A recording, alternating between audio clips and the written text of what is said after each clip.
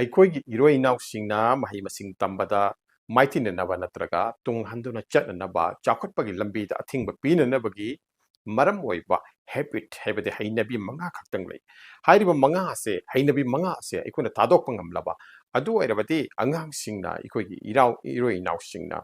ꯃꯍꯩ ꯃꯁꯤꯡ ꯇꯝꯕꯒꯤ ꯂꯝꯕꯤ ꯑꯁꯤꯗ ꯒ꯭ꯂꯨꯝ ꯇꯧꯕ ꯕ꯭ꯂꯨꯝ ꯇꯧꯕ ꯂꯩꯅ ꯂꯩꯁꯥꯠ ꯇꯝꯂꯛꯄꯒꯨꯝ ꯃꯈꯣꯏꯒꯤ ꯃꯍꯩ ꯃꯁꯤꯡ ꯑꯃꯁꯨꯡ ꯃꯈꯣꯏꯒꯤ ꯄꯥꯔꯁꯅꯦꯂꯤꯇꯤꯅ ꯁꯥꯠꯀꯥꯏꯔꯛꯄ ꯑꯃꯁꯨꯡ ꯂꯩꯅꯝ ꯍꯥꯏꯕꯗꯤ ꯃꯍꯥꯛꯀꯤ ꯃꯦꯔꯤꯠ ꯃꯥꯒꯤ ꯍꯩꯁꯤꯡꯕꯗꯨꯅ ꯃꯥꯂꯦꯝ ꯊꯛꯇ ꯌꯦꯜꯂꯛꯄ ꯑꯗꯨꯒꯤ ꯊꯥꯛ ꯑꯗꯨꯗ ꯂꯥꯛꯅꯕꯒꯤ ꯂꯝꯕꯤ ꯑꯁꯦ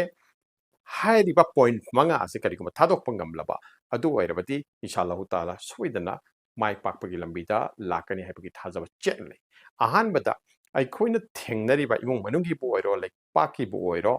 ꯏꯁꯥꯒꯤ ꯑꯋꯥ ꯅꯨꯡꯉꯥꯏꯒꯤꯕꯨ ꯑꯣꯏꯔꯣ ꯏꯁꯥꯒꯤ ꯂꯩꯔꯤꯕ ꯍꯥꯂꯥꯠ ꯑꯁꯤꯗ ꯐꯤꯕꯝ ꯑꯁꯤꯗ ꯑꯩꯈꯣꯏꯅ ꯀꯝꯄ꯭ꯔꯣꯃꯥꯏꯖ ꯇꯧꯗꯕ ꯑꯩꯈꯣꯏꯅ ꯋꯥꯀꯠꯄ ꯍꯥꯏꯕꯗꯤ ꯋꯥꯀꯠꯄꯒꯤ ꯃꯑꯣꯡ ꯑꯅꯤ ꯂꯩ ꯑꯃꯅ ꯖꯨꯂꯨꯝꯁꯤꯡꯅ ꯑꯩꯈꯣꯏꯗ ꯖꯥꯂꯤꯝꯁꯤꯡꯅ ꯑꯩꯈꯣꯏꯗ ꯖꯨꯂꯨꯝ ꯇꯧꯔꯛꯄꯗ ꯃꯗꯨ ꯈꯪꯖꯤꯟꯕ ꯑꯃꯁꯨꯡ ꯃꯗꯨ ꯃꯐꯝ ꯃꯇꯝ ꯆꯥꯅ ꯋꯥꯀꯠꯄ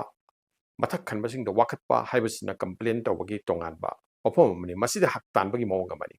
ꯃꯁꯤ ꯅꯠꯇꯕꯗ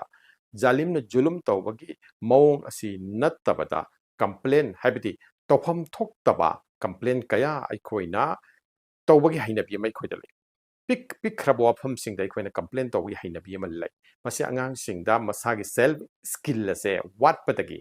ꯁꯦꯜꯐ ꯏꯁꯇꯤꯝ ꯑꯁꯦ ꯋꯥꯠꯄꯒꯤ ꯈꯨꯗꯝ ꯄꯥꯟꯗꯝ ꯑꯃꯁꯨꯅꯤ ꯈꯨꯗꯝ ꯑꯣꯏꯅ ꯃꯍꯧꯁꯥꯒꯤ ꯑꯣꯏꯕ ꯄꯣꯠꯁꯤꯡ ꯑꯩꯈꯣꯏꯒꯤ ꯒ꯭ꯔꯦꯚꯤꯇꯦꯁꯟꯅ ꯃꯔꯝ ꯑꯣꯏꯔꯒ ꯑꯩꯈꯣꯏꯅ ꯀꯅꯥꯒꯨꯝꯕ ꯑꯃꯅ ꯑꯉꯥꯡꯁꯤꯡꯅ ꯆꯦꯜꯂꯤ ꯆꯣꯡꯉꯤ ꯂꯩꯃꯥꯏꯊꯛꯇ ꯇꯨꯔꯤ ꯃꯁꯤ ꯇꯁꯦꯡꯅ ꯒ꯭ꯔꯦꯚꯤꯇꯦꯁꯟꯒꯤ ꯃꯔꯝꯅ ꯃꯍꯥꯛꯄꯨ ꯆꯤꯡꯁꯤꯟꯕꯗꯒꯤ ꯑꯣꯏꯕꯅꯤ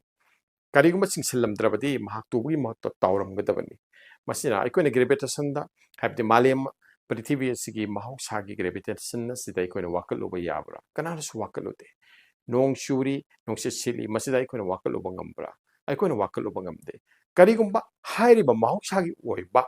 ꯅꯦꯆꯔꯦꯜ ꯄ꯭ꯔꯣꯁꯦꯁꯁꯤꯡ ꯑꯁꯤꯗ ꯅꯨꯃꯤꯠꯇ ꯊꯥꯗ ꯊꯋꯥꯟꯃꯤꯆꯥꯛꯇ ꯑꯃꯁꯨꯡ ꯃꯥꯂꯦꯝ ꯊꯛꯀꯤ ꯒ꯭ꯔꯦꯚꯤꯇꯦꯁꯟꯗ ꯑꯃꯗꯤ ꯃꯩꯗ ꯏꯁꯤꯡꯗ ꯑꯩꯈꯣꯏꯅ ꯋꯥꯀꯠꯂꯨꯔꯕ ꯅꯠꯇ꯭ꯔꯒ ꯃꯈꯣꯏꯒꯤ ꯃꯥꯌꯣꯛꯇ ꯎꯜꯇꯥ ꯁꯤꯗ ꯑꯣꯟꯅ ꯇꯩꯅꯕ ꯋꯥꯐꯝ ꯉꯥꯡꯉꯨꯔꯕ ꯑꯗꯨ ꯑꯣꯏꯔꯕꯗꯤ ꯏꯁꯂꯥꯝꯒꯤ ꯃꯇꯨꯡ ꯏꯟꯅ ꯏꯁꯂꯥꯝꯒꯤ ꯇꯝꯕꯤꯕꯒꯤ ꯃꯇꯨꯡ ꯏꯟꯅ ꯃꯗꯨ ꯑꯆꯧꯕ ꯄꯥꯞꯁꯤꯡꯒꯤ ꯃꯅꯨꯡꯗ ꯑꯃꯅꯤ ꯒꯨꯅꯥꯁꯤꯡꯒꯤ ꯃꯅꯨꯡꯗ ꯑꯃꯅꯤ ꯑꯗꯨꯅ ꯃꯍꯧꯁꯥꯒꯤ ꯑꯣꯏꯕ ꯑꯩꯈꯣꯏꯒꯤ ꯈꯨꯠꯇ ꯂꯩꯇꯕ ꯃꯄꯨ ꯃꯍꯥꯛꯀꯤ ꯃꯐꯝꯗ ꯂꯩꯕ ꯑꯗꯨꯒꯨꯝꯕ ꯅꯦꯆꯔꯦꯜ ꯄ꯭ꯔꯣꯁꯦꯁꯁꯤꯡ ꯑꯁꯦ ꯃꯁꯤꯗ ꯑꯩꯈꯣꯏ ꯋꯥꯀꯠꯄ ꯌꯥꯗꯦ ꯇꯩꯒꯨꯝꯁꯨ ꯑꯩꯈꯣꯏꯅ ꯈꯟꯊꯒꯗꯕꯅꯤ ꯅꯦꯆꯔꯦꯜ ꯄ꯭ꯔꯣꯁꯦꯁꯁꯤꯡ ꯑꯁꯤ ꯀꯔꯝꯅ ꯍꯣꯡꯂꯛꯂꯤꯕꯅꯣ ꯑꯩꯈꯣꯏ ꯀꯔꯤꯒꯤ ꯆꯥꯁꯤꯟ ꯆꯨꯁꯤꯟꯅꯔꯛꯇ꯭ꯔꯤꯕꯅꯣ ꯍꯥꯏꯕꯗꯤ ꯃꯁꯤꯒꯤ ꯄꯥꯎꯈꯨꯝꯗ ꯉꯁꯤꯒꯤ ꯊꯤꯖꯤꯜꯂꯣꯏꯁꯤꯡꯅ ꯕꯤꯒ꯭ꯌꯥꯟꯅ ꯀꯔꯤ ꯄꯥꯎꯈꯨꯝ ꯄꯤꯕꯒꯦ ꯍꯥꯏꯕꯗꯣ ꯃꯗꯨꯅꯁꯨ ꯑꯩꯈꯣꯏꯗꯁꯨ ꯄꯔꯥ ꯑꯃꯅꯤ ꯃꯗꯨꯗꯤ ꯏꯀꯣꯂꯣꯖꯤꯀꯦꯜ ꯕꯦꯂꯦꯟꯁ ꯑꯩꯈꯣꯏꯒꯤ ꯑꯍꯤꯡꯕꯒ ꯃꯍꯧꯁꯥꯒ ꯂꯩꯅꯔꯤꯕ ꯃꯔꯤ ꯑꯁꯦ ꯀꯥꯏꯔꯛꯂꯕ ꯍꯥꯏꯕꯗꯤ ꯎꯃꯪ ꯑꯁꯪ ꯑꯃꯥꯟ ꯎꯄꯥꯟ ꯋꯥꯄꯥꯟꯁꯤꯡ ꯑꯁꯦ ꯃꯥꯂꯦꯝ ꯊꯛꯇꯒꯤ ꯆꯥꯡ ꯍꯟꯊꯔꯛꯂꯕ ꯑꯗꯨ ꯑꯣꯏꯔꯕꯗꯤ ꯀꯜ ꯀꯥꯔꯈꯥꯅꯥ ꯑꯃꯗꯤ ꯒꯥꯔꯤꯁꯤꯡꯗꯒꯤ ꯊꯥꯗꯣꯔꯛꯂꯤꯕ ꯀꯥꯔꯕꯣꯟ ꯗꯥꯏꯃꯣꯅꯣꯛꯁꯥꯏꯗ ꯑꯁꯦ ꯆꯨꯞꯁꯟꯕ ꯑꯃꯁꯨꯡ ꯃꯗꯨꯅ ꯑꯣꯛꯁꯤꯖꯦꯟꯗ ꯑꯣꯟꯊꯣꯛꯄꯒꯤ ꯃꯍꯧꯁꯥꯒꯤ ꯄ꯭ꯔꯣꯁꯦꯁ ꯑꯁꯦ ꯑꯁꯤꯗ ꯑꯀꯥꯏꯕ ꯂꯥꯛꯀꯅꯤ ꯂꯥꯛꯂꯕꯗꯤ ꯀꯥꯔꯕꯣꯟ ꯗꯥꯏꯑꯣꯛꯁꯥꯏꯗꯁꯤꯡ ꯑꯁꯤ ꯍꯦꯟꯒꯠꯂꯛꯀꯅꯤ ꯀꯥꯔꯕꯣꯟ ꯗꯥꯏꯑꯣꯛꯁꯥꯏꯗꯁꯤꯡꯁꯤ ꯍꯦꯟꯒꯠꯂꯛꯂꯕꯗꯤ ꯃꯥꯂꯦꯝ ꯊꯛꯇ ꯁꯥꯕꯒꯤ ꯆꯥꯡ ꯍꯦꯟꯒꯠꯂꯛꯀꯅꯤ ꯀꯔꯤꯒꯤꯅꯣ ꯍꯥꯏꯕꯕꯨ ꯅꯨꯃꯤꯠꯇꯒꯤ ꯂꯥꯛꯂꯤꯕ ꯔꯦꯗꯤꯌꯦꯁꯟ ꯃꯁꯤꯒꯤ ꯃꯩꯁꯥꯁꯤꯡ ꯑꯁꯤ ꯀꯥꯔꯕꯣꯟ ꯗꯥꯏꯑꯣꯛꯁꯥꯏꯗꯅ ꯆꯨꯞꯁꯜꯂꯕꯗꯤ ꯃꯥꯂꯦꯝ ꯊꯛꯇ ꯃꯩꯁꯥ ꯍꯦꯟꯒꯠꯂꯛꯂꯤ ꯃꯩꯁꯥ ꯍꯦꯟꯒꯠꯂꯛꯂꯕꯗꯤ ꯃꯥꯂꯦꯝ ꯊꯛꯇ ꯂꯩꯔꯤꯕ ꯏꯁꯤꯡ ꯅꯨꯡꯁꯤꯠꯀꯤ ꯐꯤꯕꯝ ꯑꯁꯦ ꯃꯁꯥꯅ ꯑꯗꯨꯃꯛ ꯀꯥꯏꯕ ꯇꯥꯕꯅꯤ ꯃꯁꯤꯅ ꯅꯣꯡꯖꯨ ꯅꯨꯡꯁꯥꯗ ꯑꯏꯪ ꯑꯁꯥꯗ ꯑꯍꯣꯡꯕ ꯃꯁꯥꯅ ꯑꯗꯨꯝ ꯂꯥꯛꯆꯕ ꯇꯥꯕꯅꯤ ꯃꯁꯤꯗꯤ ꯑꯩꯈꯣꯏꯒꯤ ꯈꯣꯡꯅ ꯈꯨꯠꯅ ꯊꯥꯖꯕ ꯑꯗꯨꯒꯨꯝꯕ ꯏꯔꯥꯟꯒꯤ ꯇꯟꯗꯤ ꯑꯗꯨꯅꯤ ꯑꯗꯨꯅ ꯑꯩꯈꯣꯏꯅ ꯃꯥꯂꯦꯝ ꯊꯛ ꯑꯁꯤꯗ ꯂꯩꯔꯤꯕ ꯃꯍꯧꯁꯥꯒ ꯑꯩꯈꯣꯏꯒ ꯂꯩꯅꯔꯤꯕ ꯃꯔꯤ ꯑꯁꯤ ꯀꯥꯏꯔꯛꯄꯗꯒꯤ ꯂꯥꯛꯂꯤꯕ ꯑꯋꯥ ꯑꯅꯥꯁꯤꯡ ꯑꯁꯦ ꯃꯁꯤꯗꯤ ꯑꯩꯈꯣꯏꯅ ꯑꯩꯈꯣꯏꯒꯤ ꯃꯍꯧꯁꯥꯒꯤ ꯄꯨꯟꯁꯤ ꯃꯔꯦꯜ ꯑꯁꯤꯗ ꯑꯍꯣꯡꯕ ꯍꯥꯏꯕꯗꯤ ꯑꯆꯨꯝꯕꯒꯤ ꯃꯥꯏꯀꯩꯗ ꯄꯨꯔꯛꯄ ꯉꯝꯅꯅꯕ ꯍꯣꯠꯅꯒꯗꯕꯅꯤ ꯃꯇꯝ ꯑꯗꯨ ꯈꯛꯇꯗ ꯃꯍꯧꯁꯥꯒꯤ ꯅꯤꯌꯝ ꯍꯥꯏꯕꯗꯤ ꯀꯥꯡꯂꯣꯟ ꯑꯁꯤ ꯆꯨꯝꯃꯛꯀꯗꯧꯔꯤꯕꯅꯤ ꯑꯃꯁꯨꯡ ꯃꯍꯧꯁꯥꯒ ꯑꯩꯈꯣꯏꯒ ꯂꯩꯅꯔꯤꯕ ꯃꯔꯤ ꯏꯀꯣꯂꯣꯖꯤꯀꯦꯜ ꯕꯦꯂꯦꯟꯁ ꯑꯁꯤ ꯐꯔꯛꯀꯗꯧꯔꯤꯕꯅꯤ ꯑꯁꯨꯝꯅ ꯑꯩꯈꯣꯏꯅ ꯏꯁꯥꯒꯤ ꯏꯔꯥꯟ ꯅꯠꯇ꯭ꯔꯒ ꯏꯁꯥꯒꯤ ꯈꯣꯡꯊꯥꯡ ꯆꯨꯝꯖꯗꯕꯁꯦ ꯁꯦꯝꯗꯣꯛꯆꯕꯒꯤ ꯂꯝꯕꯤ ꯊꯤꯕ ꯅꯠꯇꯕꯗ ꯑꯩꯈꯣꯏꯅ ꯃꯩꯗ ꯏꯁꯤꯡꯗ ꯅꯨꯡꯁꯤꯠꯇ ꯃꯍꯧꯁꯥꯒꯤ ꯂꯩꯔꯤꯕ ꯄ꯭ꯔꯣꯁꯦꯁꯁꯤꯡ ꯑꯁꯤꯗ ꯑꯩꯈꯣꯏꯅ ꯀꯝꯄ꯭ꯂꯦꯟ ꯇꯧꯔꯨꯔꯕꯗꯤ ꯃꯗꯨ ꯑꯩꯈꯣꯏ ꯋꯥꯈꯜ ꯊꯦꯟꯕ ꯇꯥꯒꯅꯤ ꯑꯃꯁꯨꯡ ꯒꯨꯅꯥꯒꯤ ꯋꯥꯐꯝ ꯑꯃ ꯂꯥꯛꯀꯅꯤ ꯃꯁꯤꯅ ꯃꯍꯧꯁꯥꯒꯤ ꯑꯣꯏꯔꯦ ꯃꯗꯨ ꯅꯠꯇꯕꯗ ꯑꯩꯈꯣꯏꯒꯤ ꯅꯣꯡꯃ ꯅꯣꯡꯃꯒꯤ ꯂꯩꯇ ꯂꯥꯏꯔꯕꯒꯤ ꯋꯥꯐꯝꯕꯨ ꯑꯣꯏꯔꯣ ꯅꯠꯇ꯭ꯔꯒ ꯑꯩꯈꯣꯏꯅ पाम पोर्ट्सिंग दरकार होइबा पोर्ट्सिंग अखोई खुत्ता लाक्तबा अमसुंग मदु लाक्नबा होटनबता मतम संगबा कम्युनिकेशन की वफमबु ओइरो ट्रांसपोर्टेशन की वफमबु ओइरो अदगी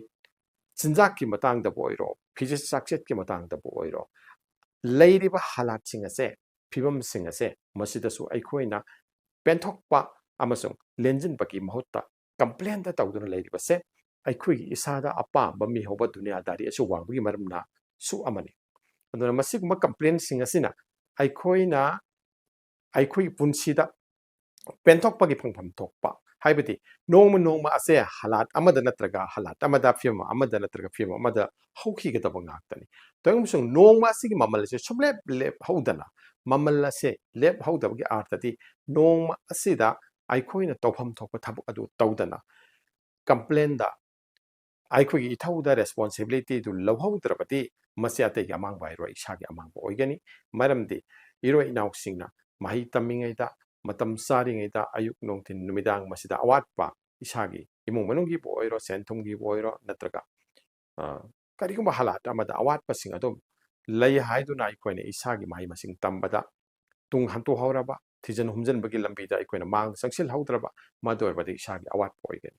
मालेम थक असिदा लैखरिबा अफावबा मियोय पोक्सिंग असे क्रिटिकल थिंकिंग द लैखरिबा सिंग असे सुपनतगी मकोइना क्रिएटिव वर्क क्रिएटिव की थिंकिंग अदु खक्तदा लेरमलगदी मकोइगी अचौब मियोय पोक अममम ओइरमलोय मोइना क्रिटिकल थिंकिंग दा अमते क्रिटिकल वर्क दा अमचे क्रिटिकल लाइफ दा लाखरिबसे मकोइदा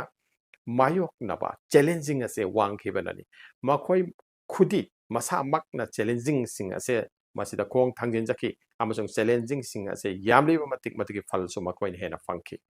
मदुना मरम ओइरगा साधारण मियोइबसिंगदगी मखोई थोइदोकपसिंग अदो मखोइना थोइदोकपदु ओइखिबनी थोइदोकपा फंबाल अदु फंखिबनी ngak योलगा थमलेन काय हाइबा पाउरो लेइरी मरम असना कंप्लेन की महुत्ता लेइरिबा हालातुदा करमना पुंसी तंगदु लेताना लेगदगे हाइबासे